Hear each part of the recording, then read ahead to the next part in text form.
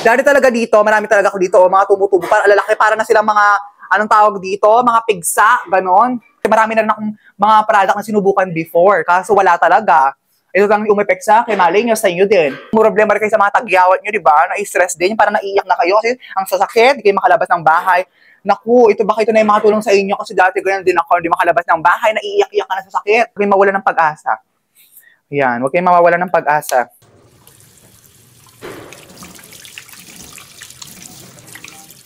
Let's do my skincare routine today and ayan, may sasuggest ako sa inyo na, product set siya. Kaya kung gusto nyong maalis yung mga tagyawat ninyo, na-stress na kayo kasi dati, ayan yung picture ko, pakita ko na lang, para talaga may reference tayo. Last year yan ha, buti may nag-recommend sa akin nito and naging effective naman siya as you can see naman, di ba? Kasi before talagang walang tigil sa pagtubo yan. Pero ngayon, wala-wala na kasi ginamit ko ito. Ito yung una, yung ginagamit ko toner. Una pala kanina naghilamos na ako. Ito yung ginamit ko, which is the soap. Ayan yung soap nila, gustong-gusto ko yung soap nila. Tapos ito, toner ngayon. Ilagay nyo lang siya ng ample amount sa inyong, anong tawag dito? Sa inyong cotton, ayan. Tapos ipahid nyo lang sa ng very gentle lang ha. Huwag nyo masyadong gadgad. Kasi, para yung skin nyo hindi ma-irritate. Ayan, lagay nyo lang siya all over your face. Ayan siya. Diba? Ayan, ganyan lang gawin nyo hanggang malinis ang inyong face. Walang yan ha. No filter, wag tayo mag-filter. No filter na tayo ngayon. Para talaga malakita nyo yung effect niya. Kasi kung nag-filter, hindi nyo makikita, di ba? Kaya, yan ha, tinan mo, wala yung gumagalaw yung ilong, kasi yung iba galaw-galaw yung ilong nila. At yung mga mata, lalaki ng mata, di ba? Eto, tinan mo, walang edit yan. Ayan ayan na yung natin, bare face natin, wag na tayong mahiya. Wala nang hiya-hiya ngayon. Kaya kung mahiya ka, di ka makakapag-inspire ng others na ma-motivate din. Kasi siyempre may mga tao din nakakaranas ng mga problema na tagyawan, mga pimples. Pero okay mo wala ng pag-asa dahil sabi nga magdasal ka tapos bibigyan ka ng solusyon, di ba? Ayan lang yan. Ako, may binigay na tao tapos nabigay niya sa akin to, na-suggest niya at tinry ko siya. At to, ninext ko to, yung essence nito from COSRX. Ito, gustong-gusto ko rin ito para talaga, bago ako maglagay ng mga iba-iba pang mga ng mga susunod na dinalagay ko to dito. Ayan siya, para talaga ma-moisturize yung skin nyo. Essence kasi nakakatulong ito para mas ma-absorb niya yung mga next na mga skincare na lalagay ninyo sa face nyo. Yun Ayan siya. Sa ilong nyo, yan. Hanggang dito, tapos lagyan pa natin sa leeg. Lagay pa tayo. Ayan. Kaya kung gusto nyo rin mag-try nito, kasi namumroblema rin kayo sa mga tagyawat nyo, di ba? Na-stress din, parang naiiyak na kayo kasi ang sasakit, di kayo makalabas ng bahay. Naku, baka ito na yung makatulong sa inyo kasi dati ganyan din ako, hindi makalabas ng bahay, naiiyak-iyak ka na sa sakit. Tapos dumudugo, ang sakit pa ng mo, di ba? Ang sakit pa ng, parang towel mo, nagdudugo na pag pinupunasan mo. Kaya ngayon wala nang dugo-dugo. Di ba? Ayan, paunti-unti na lang. Yan, thank to God, wala na tayong mga ganyan na mga problema. Naging confident na ulit tayo kasi dati stress din ako sa ganyan. Huwag kayong mawala ng pag-asa. Ayan, huwag kayong mawawala ng pag-asa. Eto, susunod ko, ayan, patutuyuin lang natin siya. Tapos next step ko is ito. Bumili kasi ako nito, tatry ko, sabi nila, maganda daw to for dark spot. Tatry natin siya. Itong Papa Phil 577 serum ha. Yan. Kung may mga budget naman kayo, bumili na kayo nito kasi maganda siya. Nakaka-brighten ng skin, nakakatanggal ng mga stress sa nyo, face, di ba? Kasi nakaka-stress din kasi mga ganyan. Kaya kung lang kayo, sipagan nyo lang, consistency, talagang tatalab sa inyo yan. Wala naman talagang magic ha. Walang magic sa skincare. Walang agad-agad. Bukas, wala na yan. Wala pong magic. Ang sabihin nyo, consistency is the key. Hindi yung parang bukas, na-stress ka, bukas sabi mo sana wala na to. Hindi ganon. Walang ganon na skincare. It takes time bago umeffect yan. Maging consistent lang lagi kayo. Pahid nyo lang sa all over your face. Yung kanilang moisturizer. Moisturizer naman to. Ayan combo yung binili ko para mas makatipid ako. Ayan, onti-onti lang sa face natin. Ilong, ayan. Tapos sa leeg para pantay, di ba? Yan, yung leeg natin, lagyan din natin. Tapos, ganyan-ganyan lang natin. Ayan, halo-halo nyo lang siya ng ganyan. Ayan, I-blend nyo lang siya na maayos kasi niya.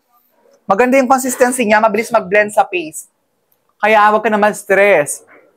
Kaya sa mga nanay dyan, mga anak ninyo, maraming tagyawat, maraming mga stress sa face nila, mga dark spot, itry nyo na rin to. Bago pala kayo may consultation, ito.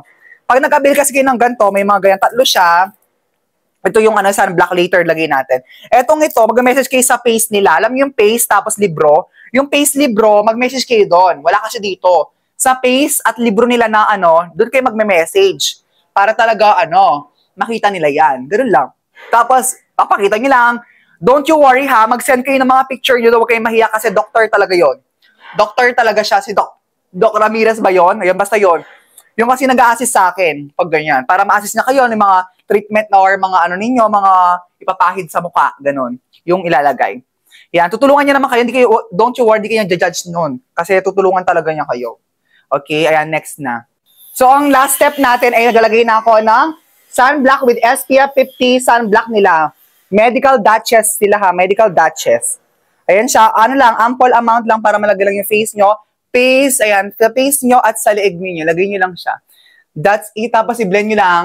Kasi ito, blendable naman at meron siyang yung parang may matte finish siya pagka-apply. Matte finish siya yun, Diba? Nagiging mattify yung face mo. Meron siya, may glowing effect siya pagkatapos. May siya, may parang parang nakakaputi siya ng onte, a little. Kapag dinagay nyo siya sa face nyo, ayan diba? Lagyan lang natin, ayusin lang natin, hindi ko kasi nakita na maayos. Ayan siya.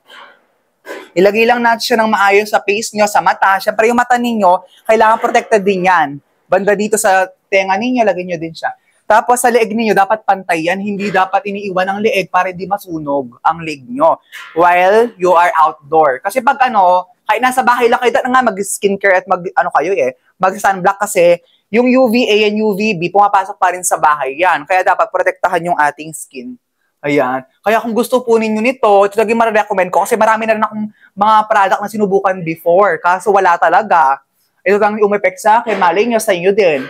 Para din kayo. Kasi kung marami kayong ginagamit, marami kayong gastos. Pero kapag ginagamit yung isa lang, tapos consistent kayo, less gastos na kayo, di ba? Ayan siya, Lagyan natin. Pakarami natin sa face para hindi talaga matalaga yung face natin at protected yan. Kita nyo ba yung effect niya? Yung white, yung glowing effect. Ayan siya, Wala naman siyang white cast, blendable yan, di ba? Ang ganda niya, and napaka-plump sa skin nito. Plump sa skin ninyo kapag nilagay nyo talaga siya. Ayun, di ba? As you can see naman, dati talaga dito, marami talaga ako dito, mga tubo-tubo, para lalaki, para na silang mga, anong tawag dito? Mga pigsa, ganon. Mga pigsa, di ba naman yung pigsa? Pwede dito, ayun dito din, ayan yung area na yan, dami dyan. Kasi na-stress na puputo ka sakit. Pero huwag na kayo may stress, try nyo rin to. Wala namang mawala sa inyo kung tatry nyo, di ba? Kaysa sumubok kayo ng maraming mga product, mag-try muna kayo nito. Wala namang mawawala sa inyo. And sana din sa inyo, mag-effect. And ayan, haawa ng Diyos, maalis din yan. Huwag kayong mawala ng pag-asa. Huwag mo mawala ng pag-asa habang may buhay, may pag-asa, guys. Ayan, try nyo na din. Ayan, Ito, tapos itong mga ginagamit ko na ito. Try nyo na rin kasi, talaga ito. Combo ko itong ginagamit. Try nyo na din ha. Huwag na kayong mawala ng pag-asa. Ingat kayo. Try nyo na rin mag-skincare na tayo pa at tulungan natin mag-glow ang bawat isa. Thank you!